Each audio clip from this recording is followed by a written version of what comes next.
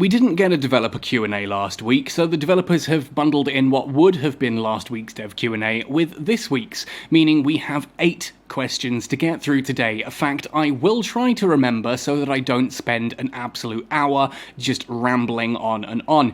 I will try to remember that there are 8 questions that we need to cover in a fairly short time limit, otherwise you guys are going to get bored. I do apologise, however, I have just come out of a 6-hour car journey. Carrie and I have come up to Masuna, we're going to spend some time with the family, do some fishing, etc. I've got a load of content already backed up though, so don't worry, there will be no breaks in your usual content schedule. What it does mean is I've just done a 6-hour drive with a very travel-sick cat. It's not been fun. I'm very tired right now, and I've just opened up this dev Q&A. I've had a brief look at some of the questions, and yeah, be warned, Ranty Benzie is probably going to be out in form today. Some of you love it, some of you hate it. There are some very good questions, there are some disappointing answers, and there is one question in particular that makes me want to scream, but we'll cover that when we get to it.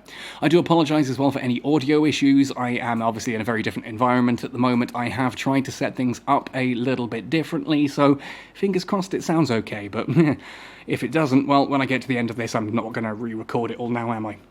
So we're just going to have to make do. Anyway, all that said and done then, let's jump right in, or we're going to be here forever. Question number 1 of the developer Q&A for the 21st of March through to the 3rd of April.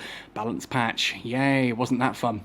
We are really grateful about this new skill you added, but do you have plans on adding another set of skills for other weapon types or skill sets? Yes, says Mike. We have plans for this. What other weapon types are we missing skills from? Because I don't think there are any anymore, or other skill sets. Like, there's a part of me looking at this now, and this question genuinely worries me. I planned on actually doing this dev Q&A backwards to have this one last, but I figure it's actually better to get it out of the way first, because it may be the shortest question in this, but I feel it is the one that we do genuinely have most to talk about here.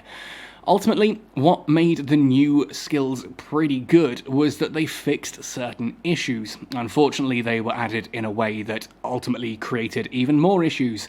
These should have been skills that were activatable at an early level. Like, genuinely, these should have been locked. Tech 7 would have been like the highest I would have expected those skills to have been locked. I get that netties want you to have trained things like small or medium missile operation and missile upgrade first before going into these, but about the time you hit Tech 7, that's about right. Or you could even just sit there and accept that people should be allowed to make mistakes, but I understand that netties are absolutely terrified of anyone facing the consequences of their actions ever in EVE Echoes, so yeah. There's that. But the question there is that those skills for missiles specifically dealt with some of the biggest issues that missiles had in the game, notably a complete lack of any adjustment to their application. We'd seen that turrets, when turrets weren't hitting properly throughout the years, that the developers turned around and went, oh cool, well that's nice and easy, we just increased the tracking speed.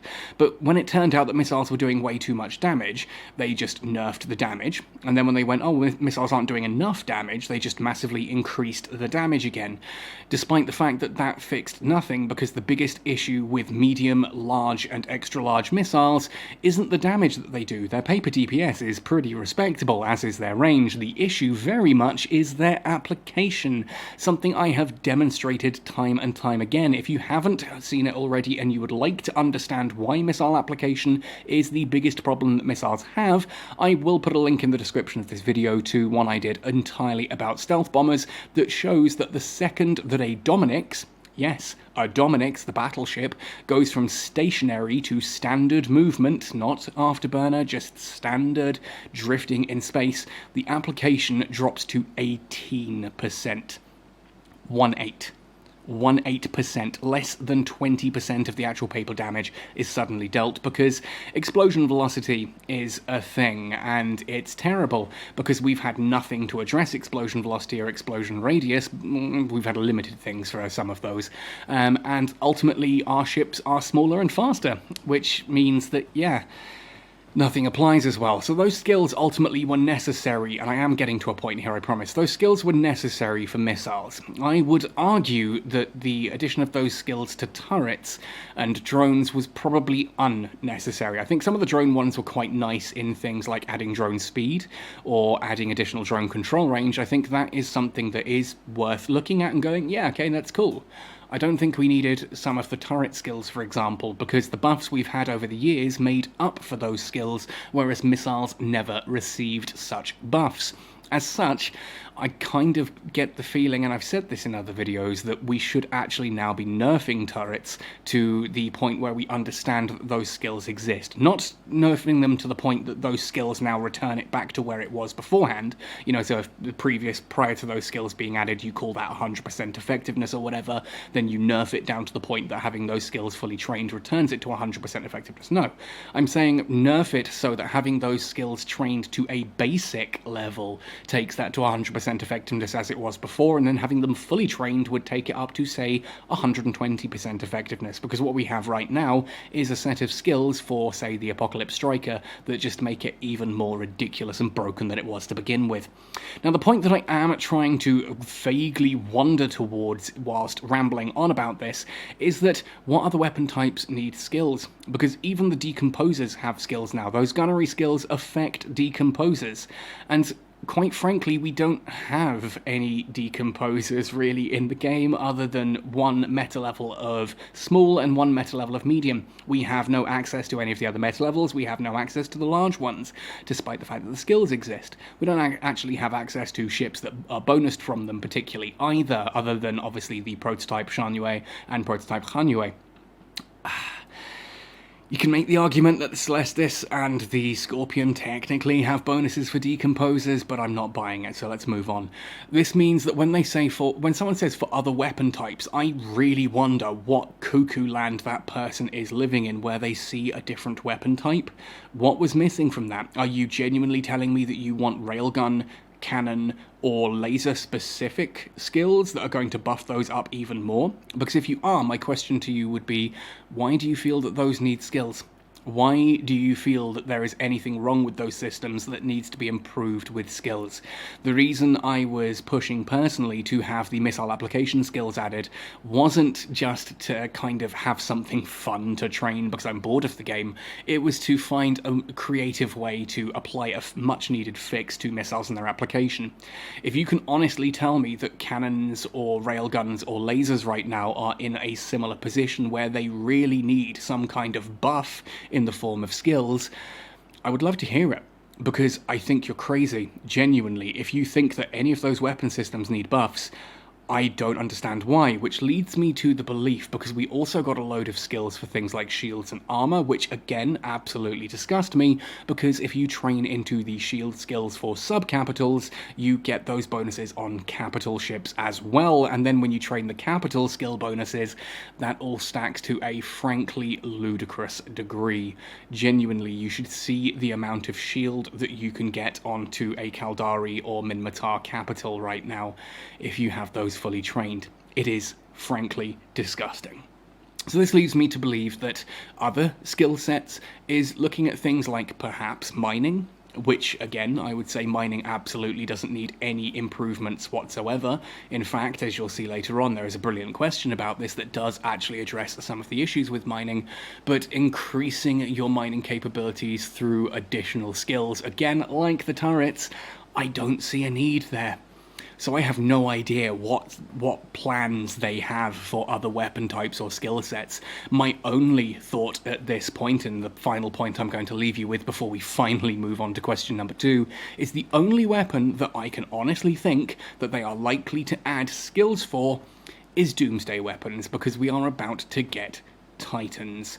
It's April now, so May, June, July, August, 4 months. 4 months until we get Titans. Do you honestly think Eve Echoes is ready for that? Because I don't, but that's kind of the only thing I can see here really being a thing. Some people might say, oh, but what about, say, Vorton projectors or disintegrators, alluding to the Edencom weapons and the Triglavian weapons, respectively, from EVE Online. And yeah, I would love to see Triglavians in Eve Echoes. That said, I would rather we just got the Yanjung out the door first. Moving on then to question number 2. Since we have a system for tracking and sharing PvP kills, like kill marks and kill mails, I think it would also be a fun idea to have a similar system for tracking PvE kills as well. We could have a small statistic tracker that shows a player's total NPC kills or special ship kills like sleepers for example, just something fun to share. Mike responds, this is not in our plan for the time being, but if we were to do the achievement system in the future, we might include it. Now, I'm not averse to an achievement system. I think tracking the stuff you do in-game is actually pretty fun, and I think that there's a lot of cool stuff that can do with that. I mean, I spend a lot of my time in World of Warcraft just going through the achievements list, with EVE Online having the the Air Career Program. That's kind of like an achievement system, and yeah, I find myself desperately trying to complete that to a full 100%, even though I now have all the skill points from it, and the 150,000 discs that it'll give me for completing a section just really isn't worth the effort, but it's just the completion that I enjoy. I do enjoy a good achievement list, is the point that I'm getting at here, but I don't see the point in this, tracking NPC kills, something that NetEase has just automated. This doesn't mean anything. PvP kills shows that you have at least a passing amount of player versus player combat skill. And I don't mean skills as in, like, you know, small missile operation. I mean actual ability to command your ship in a rather tense environment. Yes, there are ways to pad that system. For example, if you just ask your friends to undock from home station in their capsule and you blap them and then they just respawn and undock again, yeah, you can farm kill mails doing that. Something I still think is absolutely ridiculous that NetEase never bothered to remove pods from kill mark systems. But hey, there we go. If they want to be idiots, then we have ways to farm that and make this system utterly pointless. But making NPC kills something that gets tracked like this, I honestly don't see the point, because essentially all you're saying is who's played longer. When you have a look at someone who's got 100 kill marks in say, a Rifter, and someone else who's got 1,000 kill marks on a Stabber, I'm looking at you, Vetamune. Congratulations on getting the content creator, by the way. That's really genuinely cool. I'm super happy to see there are more content creators for this game. But essentially, if you look at someone who has 100 kill marks on a Rifter, you sit there and go, either you gamed the system, or damn, you are a good player. It has meaning. Whereas if you see someone sitting with 1,000 NPC kill marks, it just means, hey, you've been playing a while. Like, genuinely, I have ships that I have been flying since the very beginning of EVE Echoes that will never, ever have a kill mark on them. I doubt I will ever see a kill mark added to my own personal Rifter, for example. But I do have quite a few, say, on my Dramiel or my Worm. My Succubus has quite a few on it as well. Not all of which were from capsule kills before someone decided to put that joy into the comment section. But it's something that has meaning. It's tracking something that has meaning, and until we get an achievement system, I don't think that there's anything else needed. An achievement system would be pretty cool, but it's also extraordinarily low priority right now. We have a game that is bleeding at the seams, and we really, really need to do something about that. This game needs a blood transfusion, and by blood transfusion I mean fresh blood. Moving on to question 3. The new event Awakened Land is interesting and similar to the previous event. I would debate whether or not it's interesting. I would certainly agree that it's similar to the previous event in that it is essentially just Verge of Silence re-rolled, but hey, there we go. Unfortunately, the modules unstack in a random order and the warp in is spent reorganising to a similar layout. Surely this can be changed and remember preferred layout. Yes, it can, but I was having this conversation actually, and Nina pointed out to me that the reason it does this is because you're not in your usual ship. If you have two, I don't know, Apocalypse Strikers, let's just go for the obvious one here. If you happen to have two Apocalypse Strikers, both docked in Claraland, both with the exact same fits, you undock one of them, you move some of those modules around, you dock up and you undock in the other one. The modules will be however they were for that particular ship. They won't be where you just move them to, because they are different ships. The game treats them as completely separate ships, Apocalypse Striker 1 and Apocalypse Striker 2. So you could have the exact same layout because you've used them both for ratting before. You undock one of them, and you just swap one of your modules around. Swap it on there so it now looks different, dock up and jump into the other one. It will be how it was previously, not how you've just modified it, if that makes sense. And this is because the game treats those ships differently. And when you were playing Awakened Land or Verge of Silence, what you did was you docked up into a ship, you queued for the event, and the second that the game said, cool, here you go, let's jump you into a system, what it did was just copy your ship, Just literally look at all the modules, look at the actual ship itself, look at the rigs, and then just give you that ship, a copy of that ship in a new environment. It is a genuinely new ship. It's not just a photograph, it is a whole new ship as far as the game's concerned, as far as the code's concerned, which means all of the modules are in a completely different layout. This means that this is not quite as easy as a fix as I think some people might say, because you're saying, surely this can be changed. Yes, it can, but only on the assumption that the game can then actually be used to save fits across different ships. So that if I undock, say, Hurricane A, Hurricane B, or Hurricane C, if they all have the exact same fit, it's in the exact same layout, and that is a very complex thing to go to, other than creating a fit, and then, actually having to suggest and name a fit like we can already in the game, but then when you undock it checks and also adds the actual layout to it.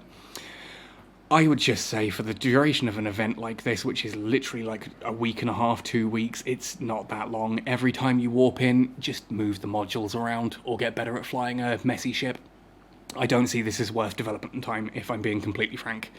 Question number 4 then. One of the main issues with industry right now is the infinite generation of resources. A band-aid solution to this would be to remove or drastically reduce the amount of ISK needed to produce and rather increase the amount of resources or even require previous tech or meta level for production.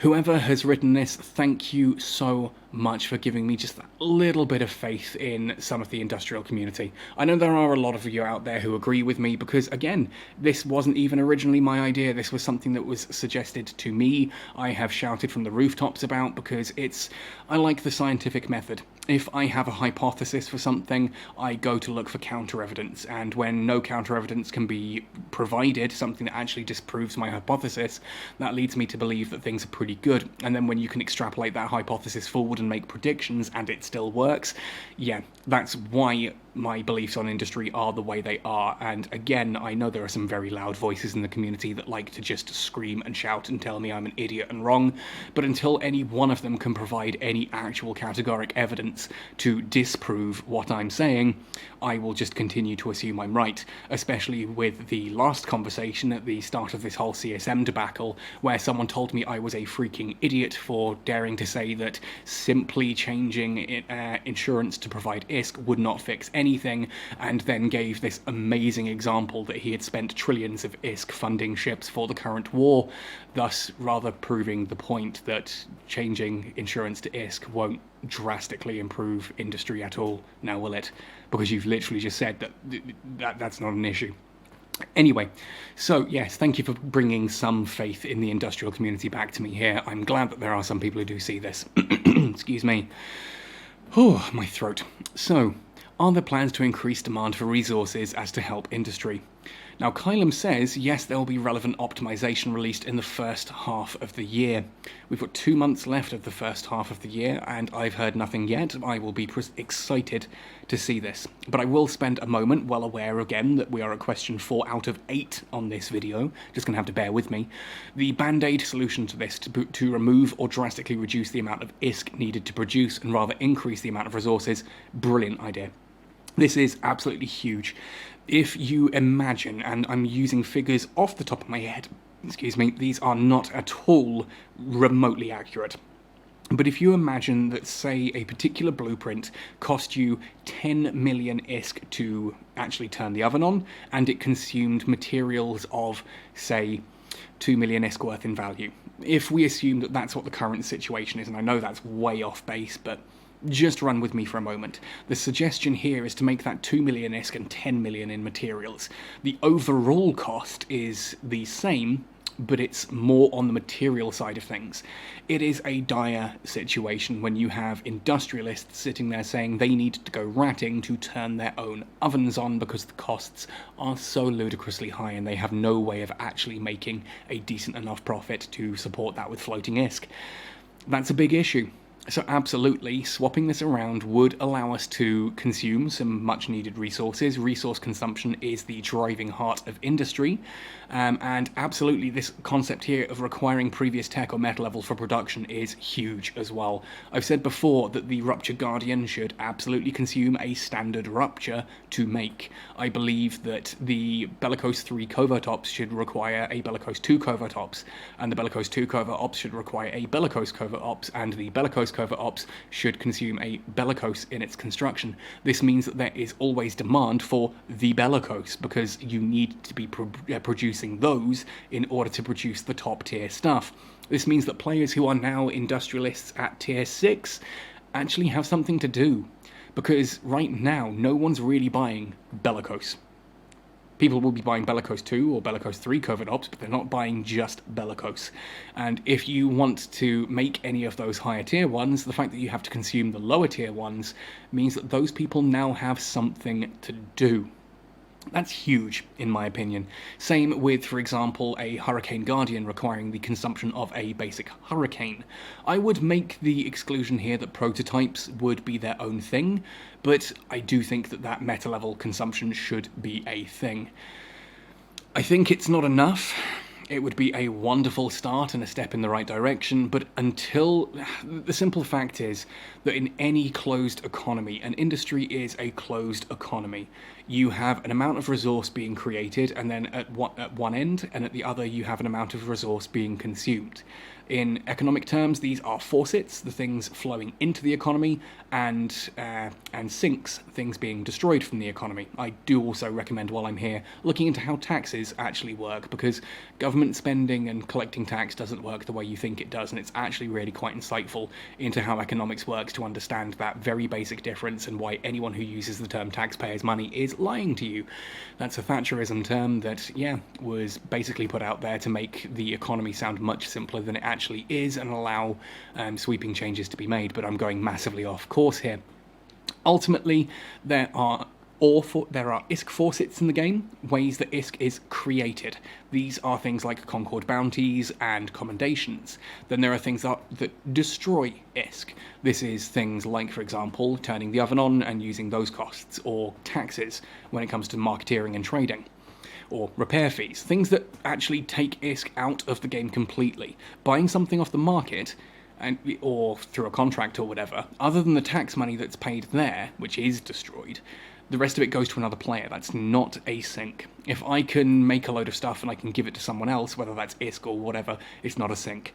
A ore faucet, on the other hand, is a mining belt spawning. That is now material that is in the game that wasn't there before, or rather, it is ephemeral material. The second someone mines it, it becomes the actual physical object that can then be traded and moved around and so on. The belt itself, obviously, is not the actual resources, it's just code that allows the production of those resources. When you start shooting an asteroid with a laser, it starts to create a resource. That resource hasn't come from anywhere, the game creates it and adds it to your ore hold. Then, at the other end of industry, when a ship is consumed, that ore is destroyed, right? So in a theoretically perfect closed economy, what you want to avoid inflation or deflation is that the amount of ore flowing into the game is approximately equal to the amount of ore flowing out of the game. The amount created at one end is the same as the amount destroyed on the other end. Right now, we have infinitely respawning belts, which means that you have infinite ore faucets. You have infinite ore faucets. Therefore, it doesn't actually matter how many ore sinks we add or how big they are. They will always be temporary. The second that you add a humongous ore sink and everyone goes absolutely penga and starts, consuming all of their ore, you just get more people suddenly move back to mining. This is the same kind of principle as opening up more lanes on a highway. How that doesn't solve traffic, it actually makes traffic worse, because all the people who were using buses, etc. now go, oh, there's more lanes, I can now drive, and then they move onto the roads and they clog up those roads.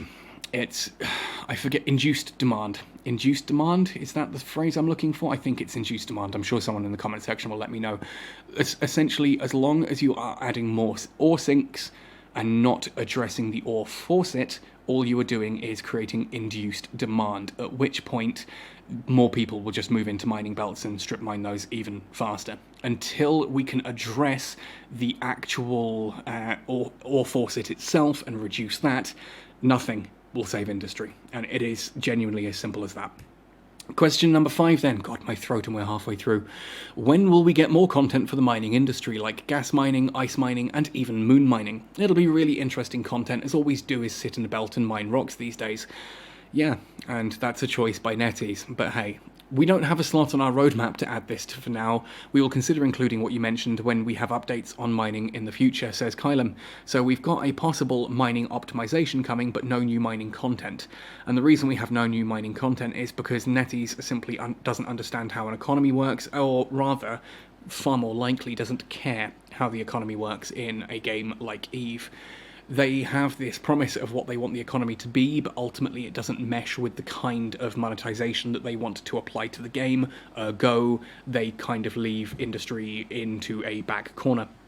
Now, for those who don't know, gas mining, ice mining, and moon mining, all things in EVE Online, all different things for industrials to do. I don't actually enjoy shooting rocks, but I do love gas mining. Gas mining, you go out into wormholes or occasionally low-sec sites, where whilst you're there, you just go up to a cloud of gas and you lock onto it and you huff it. You do exactly the same thing as you would do whilst mining rocks, but the way that the gas sites work is that there are enemies that spawn after a certain time limit. It's a time after the first person arrives on grid. Therefore, if you're the first person there, you've got the full 20 minutes. If you're not the first person there, perhaps someone's warped in and warped out earlier, you might only have 5 or 10 minutes. And those rats hit hard. Those sleeper rats really, really hurt. So it can be very risky to jump in an adventure or a barge and then just have a load of sleeper rats jump on you sooner than you were expecting. Or, of course, because you're in wormholes, if you're doing wormhole gas huffing, you have the possibility that at any point in time there is a fully cloaked group of PvPers creeping their way towards you moment by moment and ready to decloak and ruin your day. It makes it exciting. Ice mining, much the same. Moon mining is pretty cool as well. You kind of get a big station to shoot a moon and create a belt that you then harvest and stuff like that. It's interesting. There's a lot of cool stuff that goes on with these industrial processes.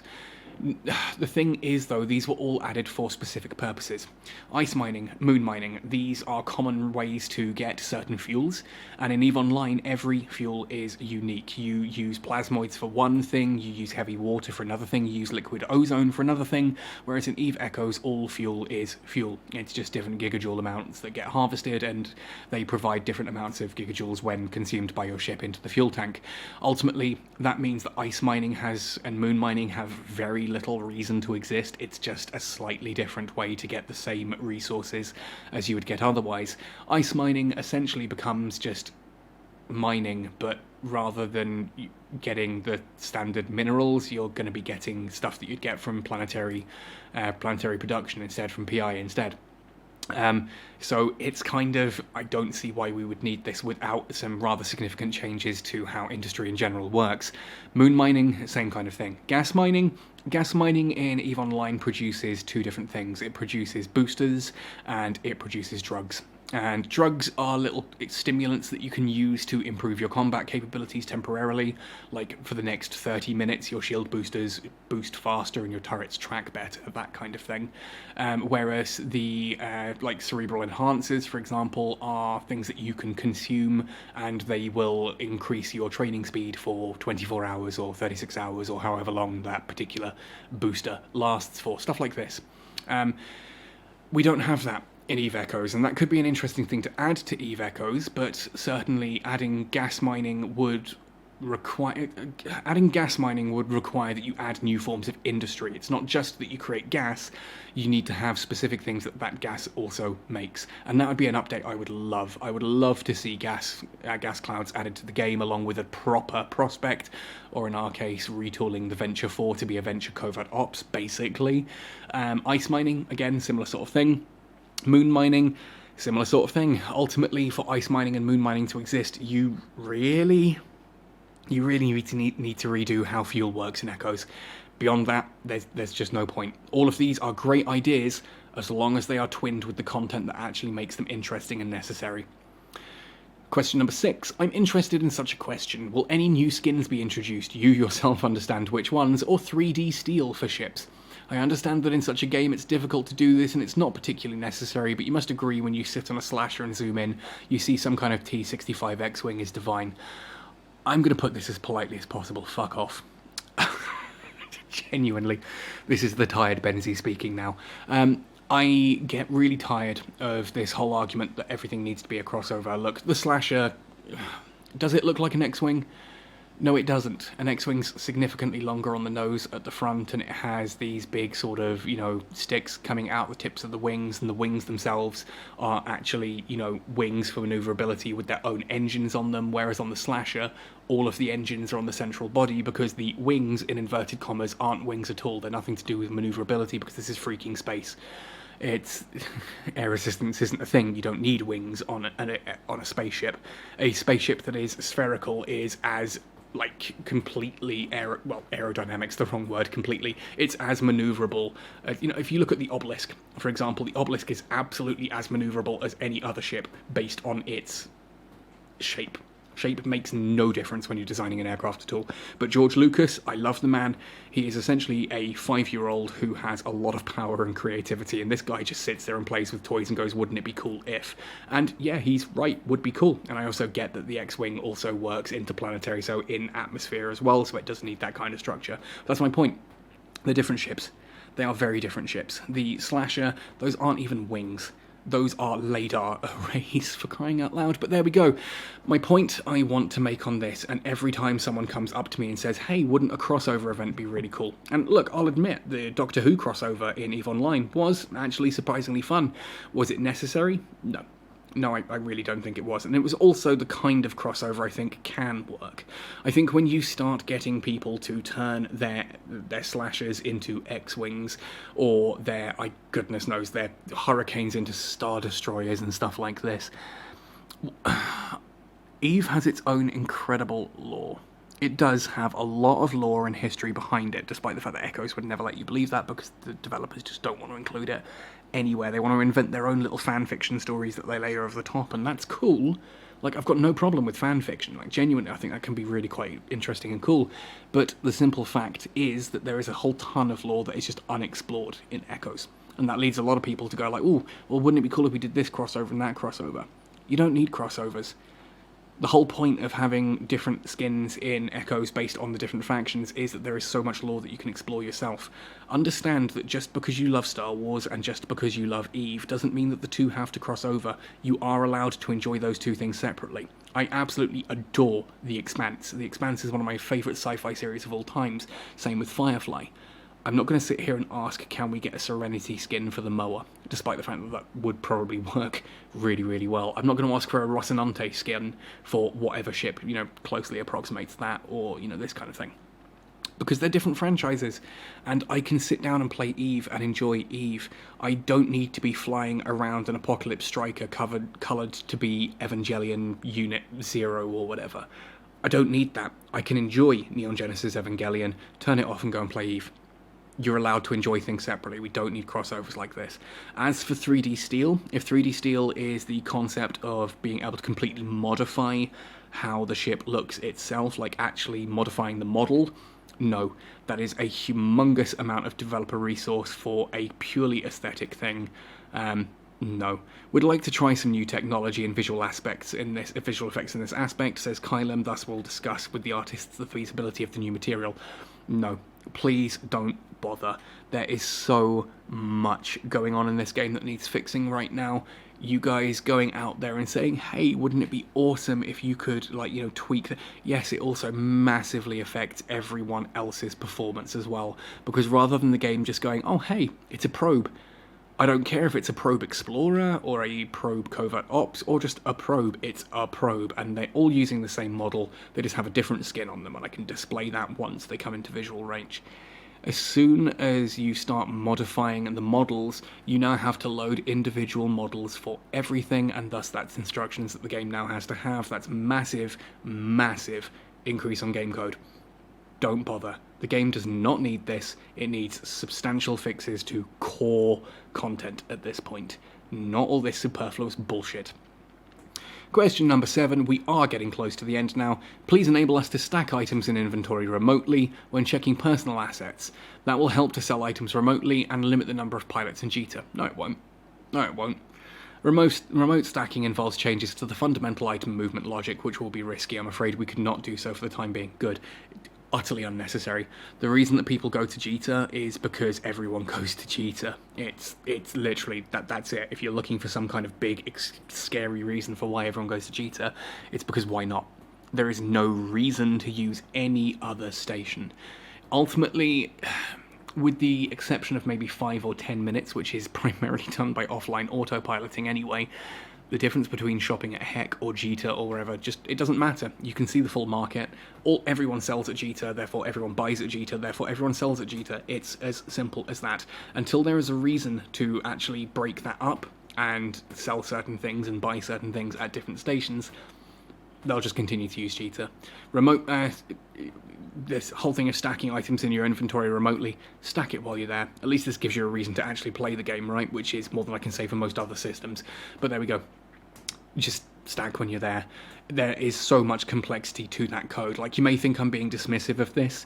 Genuinely, well, I am. But at the same token, to engage with this briefly, because I don't want to spend time on this question, really.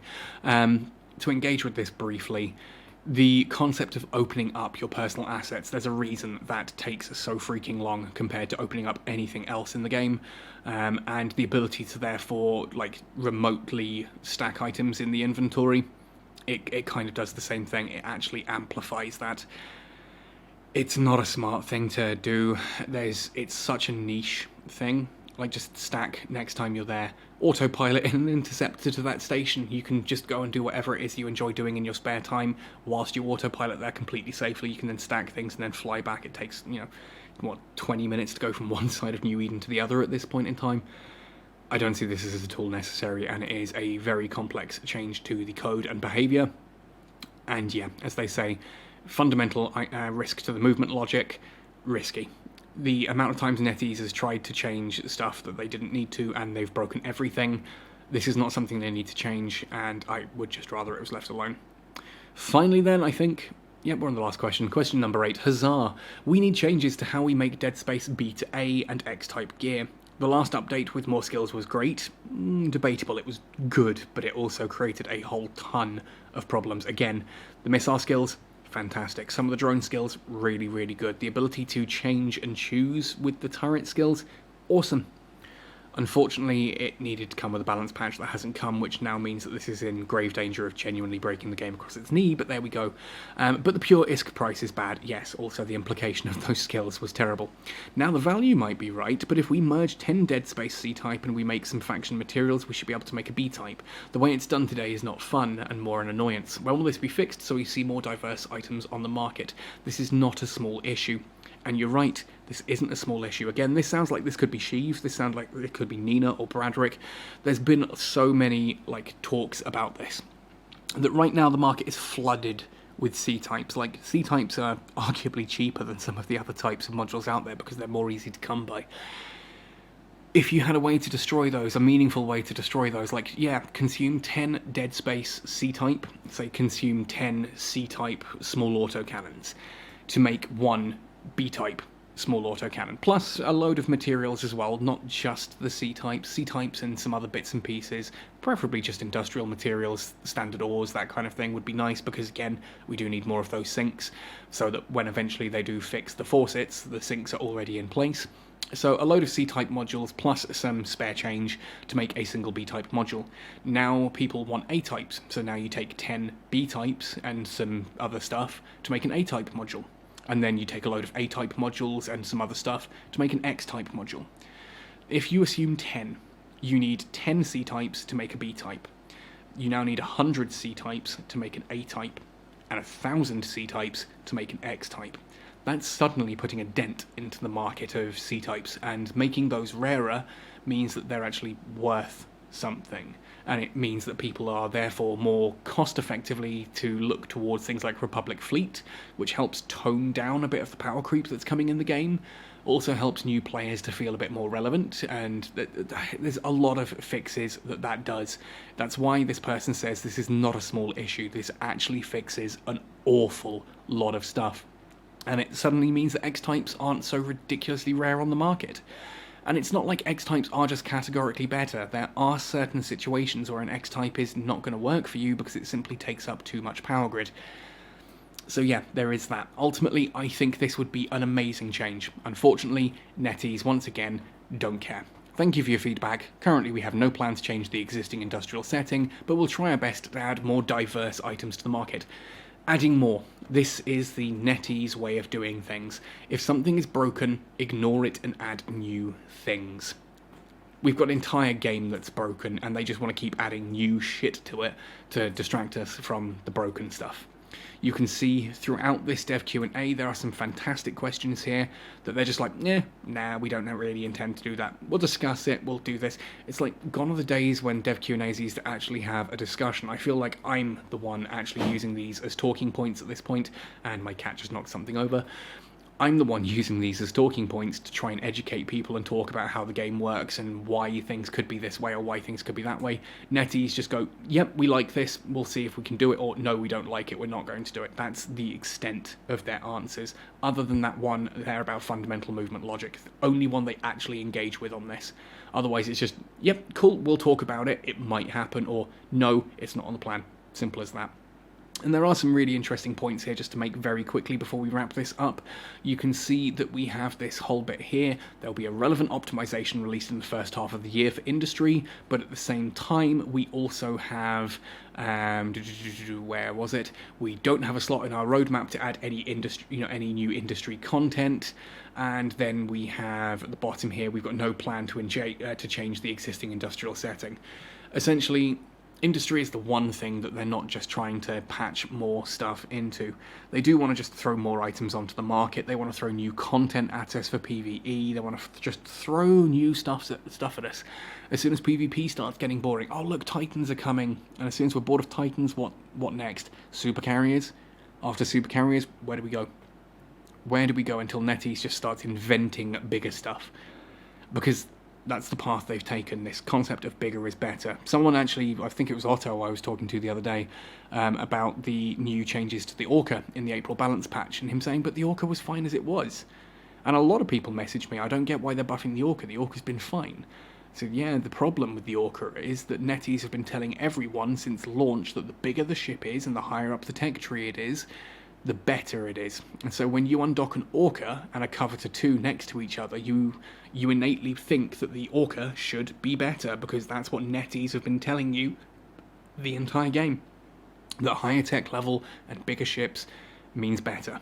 And in this one instance, the Orca isn't better than the Covetor 2 for straight up harvesting, therefore people are complaining that it's a pointless ship. And that's what we get. That is NetEase's design ethic and how they plan around this stuff.